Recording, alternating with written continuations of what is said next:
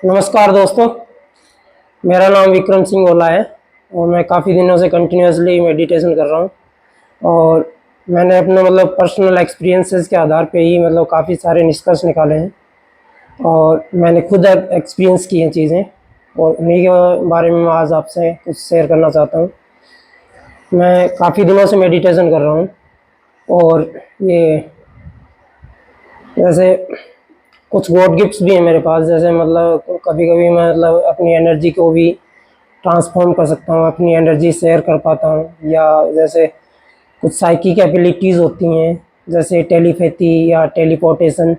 Telepathy होता है कि किसी के मन की बात को जान लेना, या टेलीपोर्टेशन होता है कि अपनी एनर्जी को कहीं दूर ट्रांसफ़र कर देना, या किसी चीज़ को एक जगह से दूसरी जगह बिना किसी डिवाइस के ट्रांसफ़र कर देना, उसको टेलीपोर्टेशन बोलते हैं। और काफ़ी चीज़ों को मैंने एक्सपीरियंस किया है। तो आज ही का एक घटना के बारे में बताना चाहूँगा कि मैं सुबह मेडिटेशन करके आने के बाद ऐसे घर पे बैठा था, तो मैंने प्लान किया था कि मंदिर में मैं जाऊँगा। तो मंदिर में जाने के बाद लोगों से मैं बैकबोन के बारे में डिस्कस करूँगा, क्योंकि आजकल काफ़ी लोगों को बैकबोन की बहुत ज़्यादा प्रॉब्लम हो रही है। ये मान लो कि 90% लोग जो हैं बैकबोन की प्रॉब्लम से कहीं ना कहीं ग्रस्त हैं, और उसकी वजह से और भी अलग अलग तरह की प्रॉब्लम्स का लोगों को सामने फेस करना पड़ रहा है। तो जैसे ये मैं प्लान कर रहा था, उसी बारे में जो मैंने आज तक एक्सपीरियंस किया उसके बारे में ही बताने के चक्कर में, तो जब मैं वहाँ मंदिर में गया तो वहाँ पे एक महिपाल थानेदार हैं, यहाँ पे हमारे गांव के महिपाल थानेदार बोलते हैं, महिपाल ठाकर नाम है उनका। उनको ये बैकबोन का प्रॉब्लम है, नीचे का जो सैक्रम वाला जो लंबर वाला जो पोर्शन है वो काफ़ी स्टिफ हो गया है उनका, थोड़ा हल्का सा बैंड होके चलना पड़ता है उनको। तो उनसे भी मैंने डिस्कस किया कि मैं आपके लिए एक वीडियो बनाऊंगा अच्छा सा, जो बैकबोन के लिए बहुत ही सही है, काफ़ी हेल्थ को इम्प्रूव करेगा। तो उसमें मेनली क्या होता है कि जो अपना रेस्पिरेशन सिस्टम है वो काफ़ी सपोर्ट करता है इस बैकबोन के मामले में भी। तो जैसे रेस्पिरेशन हमारे लंग्स का ही नहीं होता, हमारी जो कोशिकाएं होती हैं, छोटी छोटी जो सेल्स होते हैं, उनका भी रेस्पिरेशन होता है। और हमारी पूरी बॉडी जो हर एक पार्ट जो है बॉडी का, वो कोशिकाओं से मिलकर ही बना है। तो कोशिकाओं का रेस्पिरेशन भी बहुत ज़रूरी है एनर्जी को ट्रांसफॉर्म करने के लिए। हम लोग क्या है, काफ़ी जो मूवमेंट नहीं करते हैं या बहुत ज़्यादा बैठे रहते हैं, उसकी वजह से भी बैकबोन की प्रॉब्लम आती है। दूसरा, हमारा जो CSF है वो कम हो जाता है, उससे हमारी बैकबोन में या हड्डियों में प्रॉब्लम आती है। जैसे पहले लोग बोलते थे कि इसके तो हार्ट जुड़ गए, या हड्डियाँ जुड़ गई, अंग्रेजी भाषा में बोलें तो वही है, हड्डियों का फ्यूज़ हो जाना। तो इसी के बारे में ये वीडियो है। तो अपनी जो रीढ़ की हड्डी है, बैकबोन है, वो टोटल 4 तरह के सॉकेट से बनी होती है। जो सबसे नीचे का जो पार्ट होता है वो होता है सैक्रम। सैक्रम में कुछ सॉकेट्स होते हैं, वो जो जवान होते हैं, या जिनकी बॉडी बहुत ज़्यादा फ्लेक्सिबल होती है, तो उनकी तो बहुत ज़्यादा फ्यूज़ नहीं होती। बाकी लोगों में जो सैक्रम है वो फ्यूज़ हो जाती है धीरे धीरे एज के साथ, वो जुड़ के एक हड्डी बन जाती है। ऐसे ही उसके बाद में जो आती है वो लंबर है। लंबर वर्टेब्रा में 5 सॉकेट होते हैं। तो काफ़ी लोगों को आजकल मेनली लंबर की ही प्रॉब्लम होती है। उसके बाद में उससे ऊपर जो आता है तो वो होते ही थोरेसिक सॉकेट, थोरेसिक वर्टेब्रा, उसमें 12 सॉकेट्स होते हैं। तो उसके ऊपर होता है अपना सर्वाइकल। जो सर्वाइकल होता है, इसमें 7 सॉकेट होते हैं। नॉर्मली क्या है, जैसे बैकबोन की एक्सरसाइज होती रहे और ये होते रहे तो हमें बैकबोन की प्रॉब्लम नहीं होती। और अपने जो पूरे शरीर का जो सिस्टम है, खास करके जो अपना नर्व सिस्टम है, वो ब्रेन और ये जो बैकबोन है इसी से कनेक्टेड है, जो सेंट्रल नर्व सिस्टम है।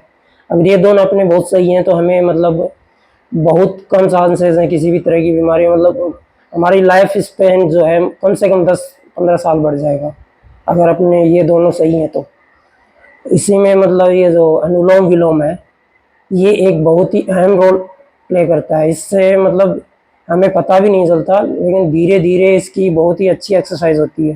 जो अपनी जो मसल्स हैं बैकबोन की, उनकी भी एक्सरसाइज होती है। और इसका जो एक्सपेंशन होता है उससे जो अपना जो CSF है जो अपने बैकबोन और ब्रेन को एक कुशनिंग इफेक्ट देता है, गद्दी का इफेक्ट देता है, जैसे मतलब जिससे कभी चोट वोट नहीं लगे, और चोट लग भी जाए तो ज़्यादा मतलब दिक्कत नहीं हो। इसके लिए हमारा जो CSF है उसको एक तरह का गद्दीदार वो इफेक्ट देता है, तो उसको भी अच्छी सपोर्ट मिलती है। तो इसमें जैसे अनुलोम विलोम करते हैं,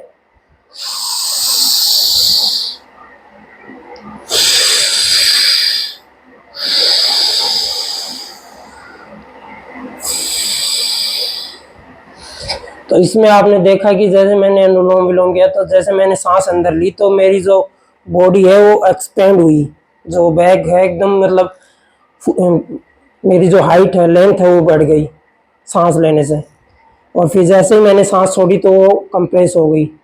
इससे एक तरह से मतलब ये कंटिन्यूसली एक मतलब सॉकेट्स के बीच में जो गैप बढ़ना फिर कम होना, ये क्या है उसको मतलब फ्यूज होने से एक तो रोकता है, दूसरे उसका जो लिक्विड लेवल है उसको मेंटेन करता है, और तीसरा कुशने इफेक्ट देता है, और सबसे मेन जो बात है उसकी फ्लेक्सिबिलिटी को मेंटेन करता है। लोग जो मतलब रिजिड हो जाती हैं, ये बैकबोन जो सॉकेट्स हैं वो रिजिड हो जाते हैं, धीरे धीरे उनका फ्लूइड मतलब वो होने लगता है, और जो मसल्स हैं वो वीक होने लगती हैं। तो ये जो अनुलोम विलोम करते हैं ये रेस्पिरेशन सिस्टम के लिए तो अच्छा है ही है, अपने जो साइनस है इसके लिए भी बहुत इंपॉर्टेंट है, और उससे भी बढ़ के मतलब ये बैकबोन है इसके लिए भी बहुत ही ज़्यादा उपयोगी है। क्योंकि इससे रेगुलर मतलब धीरे धीरे ही सही आपको पता नहीं चलेगा, लेकिन कंटिन्यूसली आप 1 महीने भी इसको करोगे तो आपको ये फील होगा कि आपकी जो बैकबोन है उसकी हेल्थ काफ़ी इंप्रूव हो चुकी है। तो जैसे मैं उनका एग्जांपल दे रहा था, महिपाल थाकन जी जो हैं, महिपाल थानेदार बोलते हैं उनको, वो क्या है नीचे बैठ भी नहीं पाते ऐसे नॉर्मली, उनको बैठने के लिए मतलब स्टूल वगैरह पे बैठते हैं वो। और इसका मतलब पहले जो लोग होते थे इसी से परेशान होके कुछ लोग ऐसे बैंड होके चलते थे ऐसे सहारा लेके, वो उसका भी यही रीजन है, क्योंकि जो ये जो नंबर वाला जो पोर्शन है फ्यूज होने लगता है तो उसके बाद में धीरे धीरे कंप्रेस होने लगते हैं, और इसका मतलब लचीलापन कम हो जाता है, और वो मतलब फ्लेक्सिबिलिटी नहीं रहती। उसी की वजह से धीरे धीरे लोगों में ये प्रॉब्लम आनी स्टार्ट हो जाती है। तो इससे एक तो फ्लेक्सिबिलिटी बनी रहेगी, और जिन लोगों को ये प्रॉब्लम हो गई है उनका मतलब इम्प्रूव तो होने के बहुत ज़्यादा चांसेस हैं, लेकिन इम्प्रूव अगर नहीं भी होगा ना तो इससे ज़्यादा नहीं बढ़ेगा, मतलब वहीं स्टॉप हो जाएगा। ये नहीं कि मतलब थोड़ा बैंड हो रहे हैं तो फिर और ज़्यादा बैंड होना पड़ेगा उनको। अगर रेगुलर ये प्रैक्टिस एक्सरसाइज करेंगे 5 से 10 मिनट तो ये मतलब आपकी जो रीढ़ की हड्डी को फ्लेक्सिबल बना के रखेगा, और इसका जो मतलब लचीलापन है वो बरकरार रहेगा, और जो एक्चुअल में जो फ्यूज हो जाएंगे मतलब जो गैप कम हो गया है वो भी मतलब एक्सपेंड हो गया, मतलब उनका लचीलापन हो सकता है इम्प्रूव हो जाए। और ये रियल में ही काफ़ी इफ़ेक्टिव साबित होगा। इसके और भी बहुत सारे फ़ायदे हैं, जैसे आपके जो साइनस है, साइनस में जो मतलब मेटाबॉलिक सब्सटेंस इकट्ठे हो जाते हैं, या फिर मतलब जो क्या बोलते हैं जैसे लिक्विड डिस्चार्ज होता है जैसे जिसको हम सिनक बोलते हैं, सेडा बोलते हैं, तो वो भी एक तरह का मतलब ये एक्सक्रेशन आइटम ही है, मतलब वेस्ट प्रोडक्ट है वो, जैसे हमारे जो लेटरिंग वगैरह होते हैं वैसे टाइप ही। तो काफ़ी सारे लोग वो हैं क्या है कि मतलब आजकल के जो मतलब उसको मेंटेन करने के लिए जो अगर उनको आ भी रहा हो सनक तो उसको अंदर खींच के मतलब निकल जाते हैं। तो ये एक अच्छी प्रैक्टिस तो नहीं है, मतलब वो अलग है कि हम दूसरों से छुपाने के लिए उसको मतलब ये नहीं करते। और अगर ऐसा आता है तो उसको एक्सट्रैक्ट करना ही चाहिए, मतलब उसको निकालना ही बेहतर होता है, जिससे हमारा जो साइनस है वो क्लियर रहता है। और साइनस क्लियर रहता है तो मतलब जो पेट से जो रिलेटेड जो बीमारी होती है वो, और जो साइनस है ये आपस में दोनों इंटरकनेक्टेड होते हैं। जैसे काफ़ी सारी जो लाइफस्टाइल डिजीज़ हैं वो मतलब जो अपच होना, इंडाइजेशन डाइजेस्ट नहीं हो पाना, या मतलब शुगर वगैरह की प्रॉब्लम होती है लोगों को, या फिर मतलब लीवर की प्रॉब्लम होती है, सांस लेने में दिक्कत होती है, साइनस बढ़ जाता है, उसमें भी ये अनुलोम विलोम बहुत ही उपयोगी है।